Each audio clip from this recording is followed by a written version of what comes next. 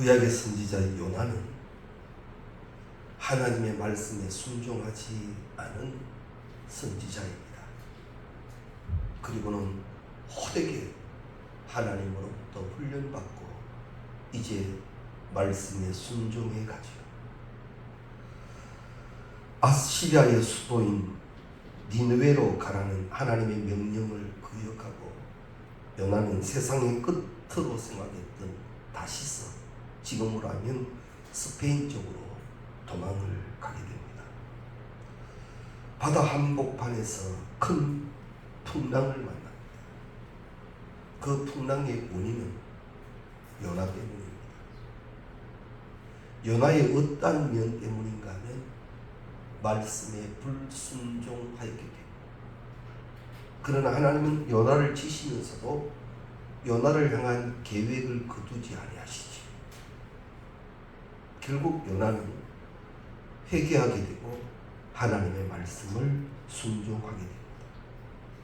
그런데 오늘 본문 말씀에 보면 예수님께서 제자들에게 너희들이 먼저 배를 타고 건너편에 가라 그랬습니다. 그래서 배를 탔고 건너가고 있습니다. 이건 순종의 장면이죠. 그런데 그만 풍랑이 일고 있습니다.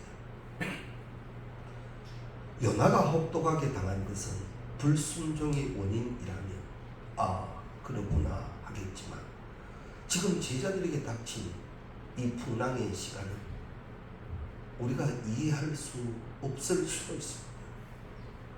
주님이 가라 하셨어. 그래서 순종하여 움직였는데, 그러면 이 가는 길이 평탄해야죠.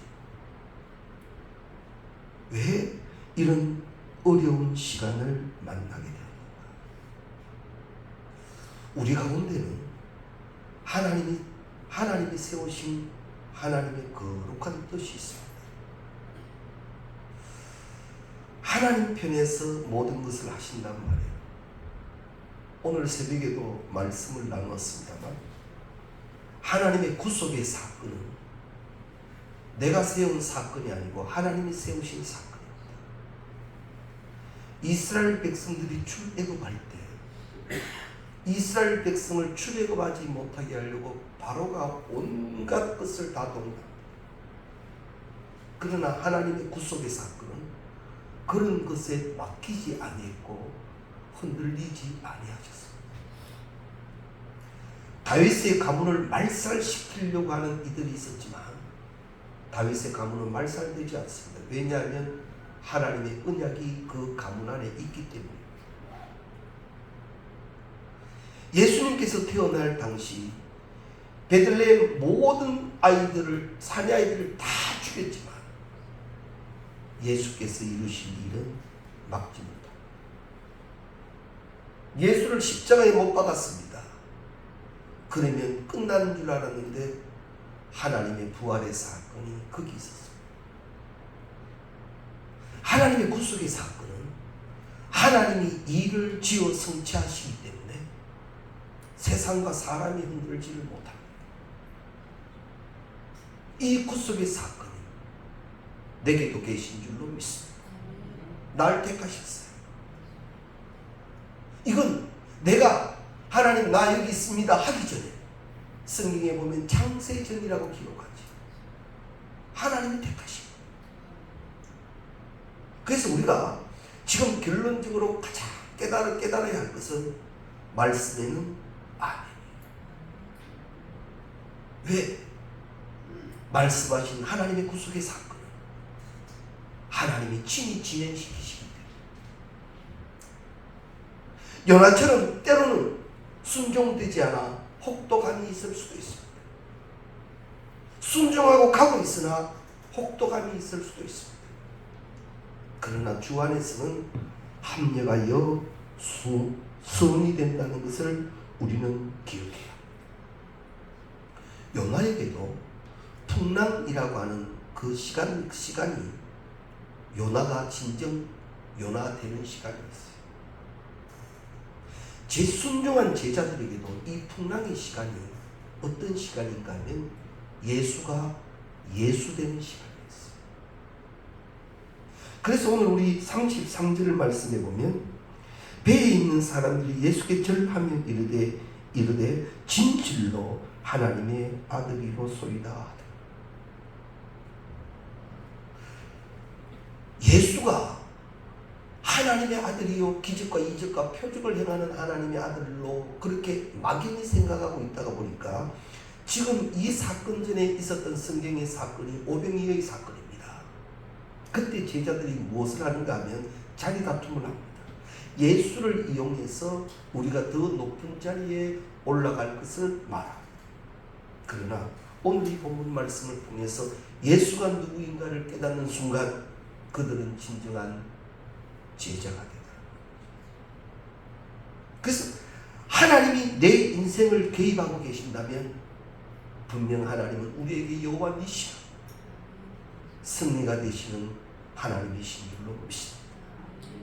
그래서 우리가 환난과 비법과 혹 어려움과 두려움이 있다 할지라도 성경은 자신있게 우리 가운데 말씀합니다. 세상 끝날까지 1.1획도 바뀌지 않은 말씀. 두려워하지 말라, 놀라지 말라, 내가 너와 함께한다. 이 약속은 오늘도 실행되고 계시는 줄로 믿습니다. 우리가 살다가 보면 크든 작든 풍랑을 만납니다. 오늘 이 제자들처럼 순종했음에도 불구하고 풍랑의 시간이 있기도 합니다. 그러나 다시 우리 기억해야 합니다. 이것이 주 안에 있는 이상 주께서 다스리십니다. 그래서 우리가 내 인생의 문제를 자꾸만 밖으로 끌어내지 마십시오. 이것이 주 안에 있게 하라. 그 방법으로 기도하는 것이고 그 방법으로 더욱더 하나님께 매달리는 예배가 있기 시작하는 것이고, 그러면 지금도 말씀만 하시면 그대로 창조의 역사를 일으키시는 하나님이 능히 다스려 주실 줄로 믿습니다. 나사로의 사건이 왜 나사로에게만 일어나야 합니까? 그 말씀을 성경에 기록해 두고 세상 끝날까지 1.1획도 바뀌지 않게 하신 이유는 뭡니까? 네가 나사로, 너에게도 동일한 하나님, 기적의 하나님, 표적의 하나님, 오늘도 고치시는 하나님, 나에게 세우신 계획대로 이끌어 가시는 하나님, 그 하나님을 믿으시기를 주의 이름으로 축원합니다. 또한 예수님께서도 로마서 8장 34절에 예수님은 하나님 우편에서 우리를 위하여 친히 간구하신다 하시오. 오늘도 우리를 위한 주의 기도는 계속되고 있음을 믿으시기 바랍니다. 그래서 히브리서 7장 25절 말씀에 지금도 살아계셔서 항상 우리를 위하여 기도하신다라고 기록하고 있습니다. 제자들이 풍랑 때문에 고생하고 있을 때에도 그 시간 주님이 하신 건 뭐예요? 기도하십니다. 사명과 순종한 제자들을 위한 기도이십니다. 왜 그 시간 예수님이 산에서 제자들을 위해 기도하셨는가 하면 그들의 상황을 아시는 주님이시기 때문에 고아와 같이 버려놓지 아니하신다 하십니다. 그래서 히브리서 4장 15절 말씀에 보면 우리의 연약함을 동정하지 못하실 이가 아니요, 우리의 연약함을 돕지 못하실 분이 아니라 능히 도우실 하나님이시라.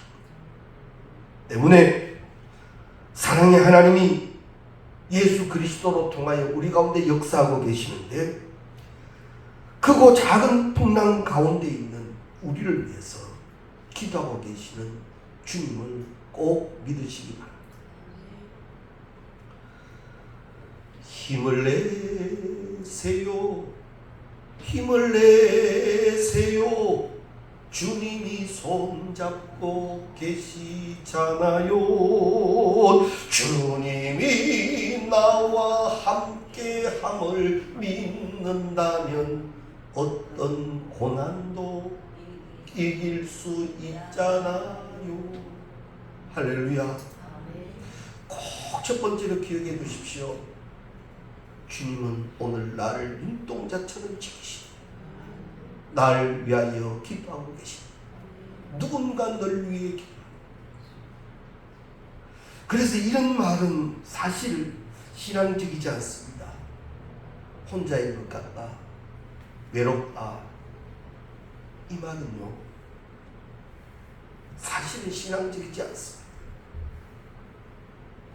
그때는 우리 육신을 가진 우리이니까 그런 생각이 접어들 때도 사실은 현실적으로는 있죠.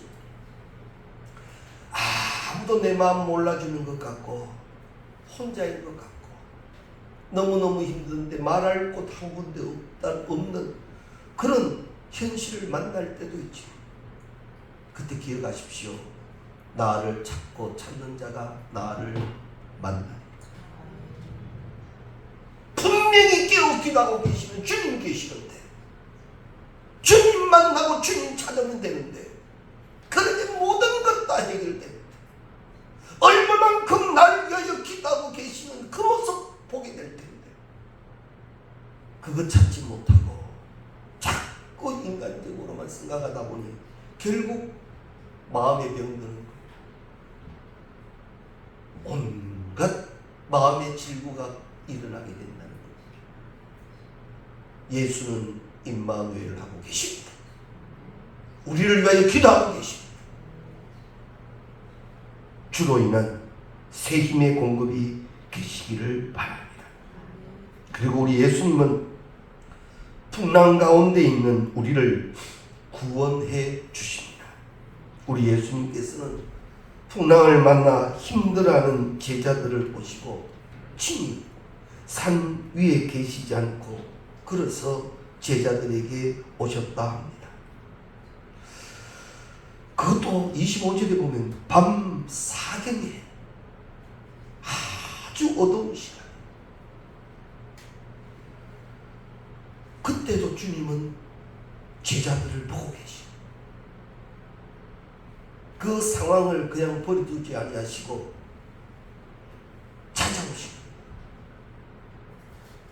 제자들조차도 놀랬죠.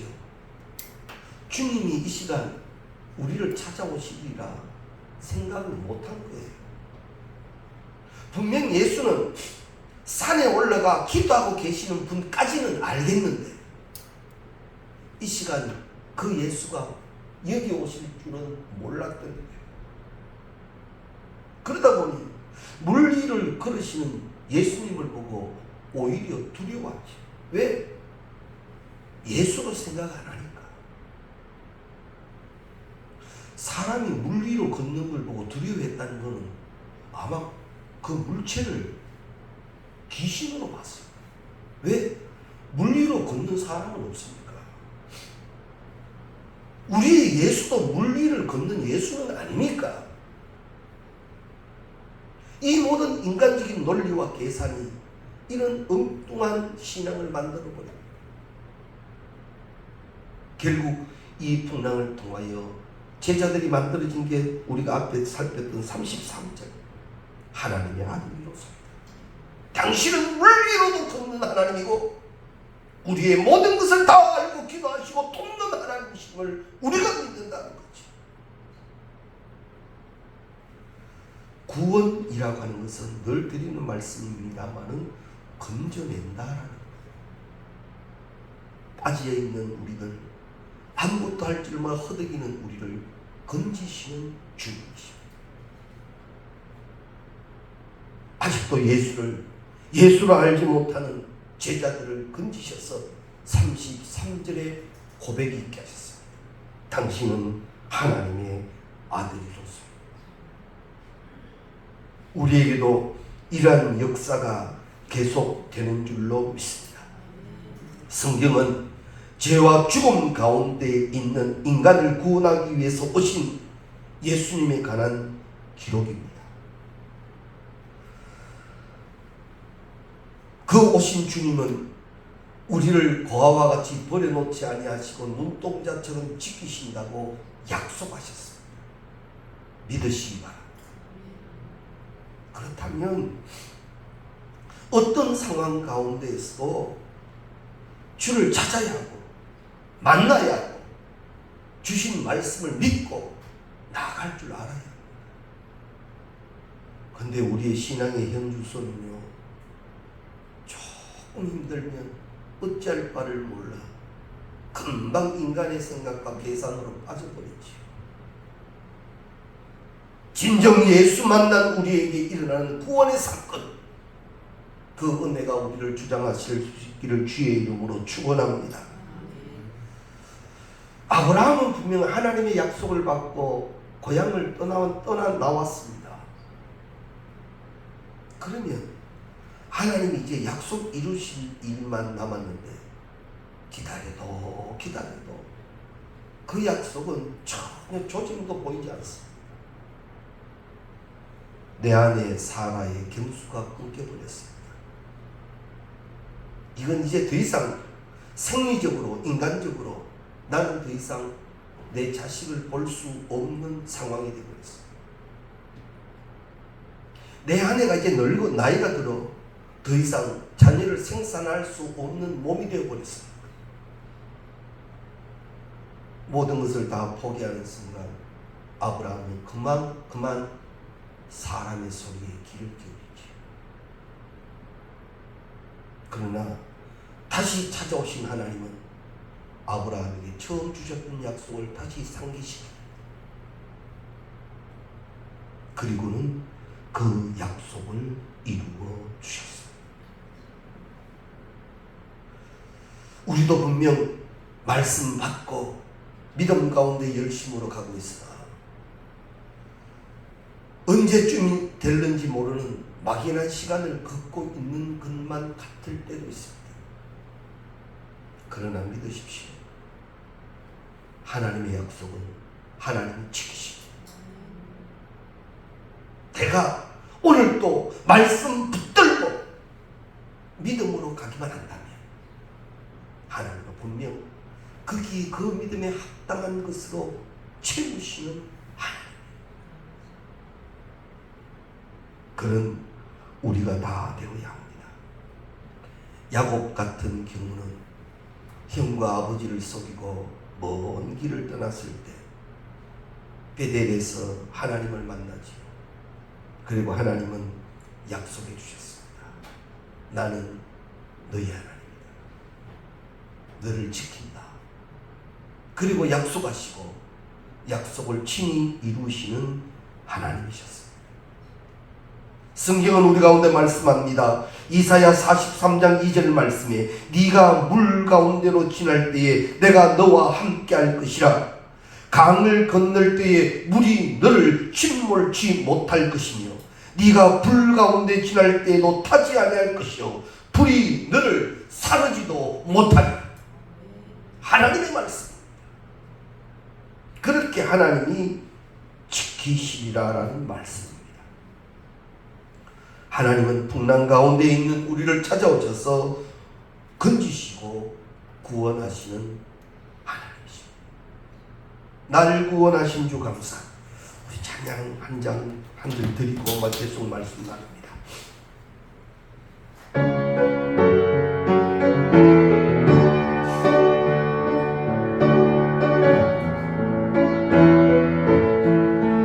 날 구원하신 주 감사. 모든 것 주심 감사. 지난 추억이네 감사. 주 내 곁에 계시네. 향기로운 봄철에 감사. 외로운 가을날 감사. 사라진 눈물도 감사. 나의 영혼 응답하신 기도 감사. 응답하신 기도 감사. 거절하신 감사 해처럼 온 풍랑 감사 모든 것 채우시네 아픔과 기쁨도 감사 절망 중 위로 감사 청량 못할 은혜 감사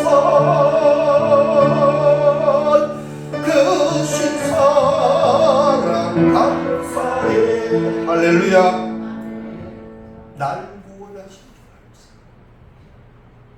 때로는 응답 안 하셨지만 안 하신 게 아니라 더 좋은 것을 만드신 하나님. 그 하나님은 구원의 하나님. 할렐루야. 이 믿음이 오늘 우리를 주장할 수 있기를 바랍니다. 결국 예수님은 풍랑을 통해서 제자들의 믿음을 성장시켜 주셨습니다. 우리도 마찬가지입니다. 우리에게 몰아치는 풍랑을 어떻게 신앙적으로 이해할 것인가? 하나님은 왜 우리에게 이런 풍랑의 시간이 있게 하실까? 때로는 많은 의문이 생길 수도 있습니다. 그러나 오늘 이 본문 말씀은 이 문제에 대한 해답을 주십니다. 자, 상황적으로 우리가 한 번 더 그려봅니다. 예수님의 말씀에 순종해서 이제 배를 타고 건너편으로 가는 도중 풍랑을 만났습니다. 어렵습니다. 힘들어합니다. 그때 예수님이 찾아오셨습니다. 아주 어두운 시간이다 보니까 제자들은 찾아오신 예수를 예수로 생각하지 않았습니다. 그렇게 된 것은 여러 가지 인간적인 생각 때문이었습니다. 그들이 몹시 놀라 26절에 보면 유령이라 하며 무서워하여 소리질렀다 그러죠. 그때 주님이 하신 말씀 즉시 이러시되 즉시라고 나옵니다. 안심하라. 내니 두려워하지 마라. 우리 주님은요 이렇게 찾아오시는 주님이세요. 주님 찾아오셨네. 우리의 심령이 열려지시기 바랍니다. 내가 문 밖에 서서 두드리노니 누구든지 내 음성을 듣고 문을 열면 심령의 문은요 문고리가 없다 그랬죠. 우리 심령의 문은 그렇게 하실 수도 있지만 주님이 강제로 여시지 않는답니다. 문을 열면 내가 그에게로 들어가. 문을 열면 내가 그에게로 들어가. 친히 말씀하시니 나는 그로 그는 나로 더불어 넣으리. 주께서 채워주신다라는 말씀. 점점 더 무서워합니다. 유령이라 하여 무서워합니다. 베드로가 물 위로 걷는 예수님이라면 나도 물 위를 걷게 해주십시오 하니 예수님이 오라 하셨는데 물 위를 처음 걸었으나 풍랑을 보고 다시 빠지지요. 그때 예수님이 하신 장면이 즉시라는 말씀이 또 나옵니다. 31절 말씀에 예수께서 즉시 손을 내밀어 그를 붙잡으시고 제자들의 위기 앞에 예수님은 즉시 하여 주시더라라는 말씀. 이것이 우리를 향하신 은혜입니다. 예수님이 그 배에 오르니 그 모든 것이 잠잠해졌다. 32절에 배에 함께 오름에 바람이 그치는지라. 찾아오신 주님 함께 되기만 하면 잠잠할지어다. 그 은혜에 들어서게 된다는 말입니다. 결국 제자들은 풍랑의 시간을 통하여 예수를 알게 되었고 그 기적을 체험하게 되었고 그 예수로 인한 구원을 맛보게 되었습니다. 주 안에서는 분명히 말씀합니다. 로마서 8장 28절 말씀, 하나님을 사랑하는 자, 그 뜻대로 부르심을 입은 자들에게는 모든 것이 합력하여 선을 이루는. 이제 우리가 경건의 훈련을 하실 때요, 자꾸 신앙적으로 풀어가는 훈련을 하십시오. 인간적으로 자꾸 풀다 보면 오해되는 부분은 골만 자꾸 깊어집니다. 원수가 된다 그러지. 사람 관계 속에 원수되는 방법이요, 꼭 누구를 죽이고 이것이 아니라 말 한마디에 그렇게 되기도 하잖아요. 지금껏 우리 가운데 일어난 모든 일들이 사람의 생각과 논리에 갇혀있지 않기를 바랍니다. 말씀 받은 성도님 여러분, 모든 문제를 주 안으로 끌어올 수 있기를 바랍니다. 그리고 주 안에서 해결하십시오. 이를 위하여 기도하십시오. 주님, 이 문제, 이 고민, 이 어려움 도와주신다는 확실한 믿음 갖고 주 안에서 해결하기 시작하십시오.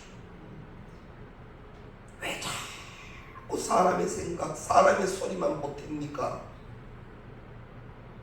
오늘은 내 얘기 들어주는 것 같아도요, 그 얘기 물고 또 나갑니다. 안 그렇습니까?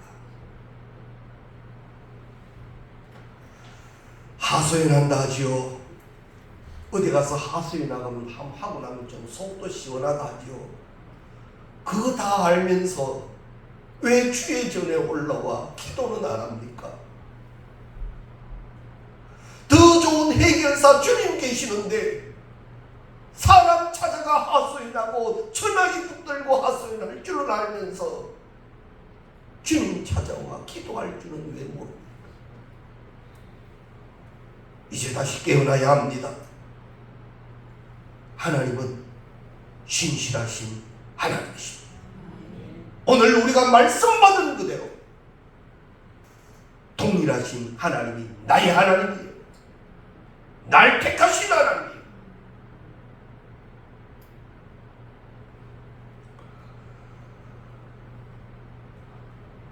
어디 몸이 좀 찌뿌둥한데 이것이 계속되면 사람이니까 걱정하죠. 이거 무슨 병 아닌가. 그때부터 두려움이 생기면 병원도 못 갑니다. 가야 되는데 병원이라도 가면 이제 덜컹 뭐라도 발견될까 두려워서 가지도 못하지. 끙끙 앓고 있으면서도 여기에는 뭐 이래 뉴스나 이래 아플 때는 무슨 음식이 좋다고 하면서 슬그머니 다 찾아먹죠. 그게 좋다니까. 그런 지혜가 있으면서 영적 지혜는 주님이 해결하신다는데, 분명히 성경 말씀합니다. 즉시 손을 내밀어 그를 붙잡으신다는데요. 주님이 그렇게 하신다는데 주님은 왜 안 찾습니까? 이제 신앙적으로 우리의 예배 생활, 신앙 생활이 되어야 합니다. 예배하며 하나님을 믿으며 여전히 인간이 갖는 한계에 갇혀 있지 말고 주님으로 인한 기적을 체험하는 우리 모두가 되시기를 주의 이름으로 축원합니다. 하나님은 신실하신 하나님이십니다. 하나님 한 번도 나를 실망시킨 적이 없습니다. 찬양하시겠습니다.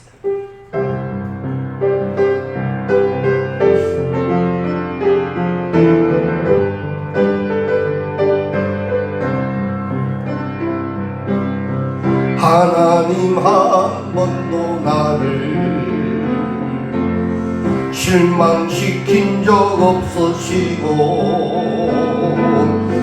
언제나 공평과 은혜로 나를 지키셨네. 하나님 한 번도 나를 하나님 한 번도 나를 실망시킨 적 없으시고 언제나 공평과 은혜로 나를 지키셨네. 오 신실하신 주, 오 신실하신 주,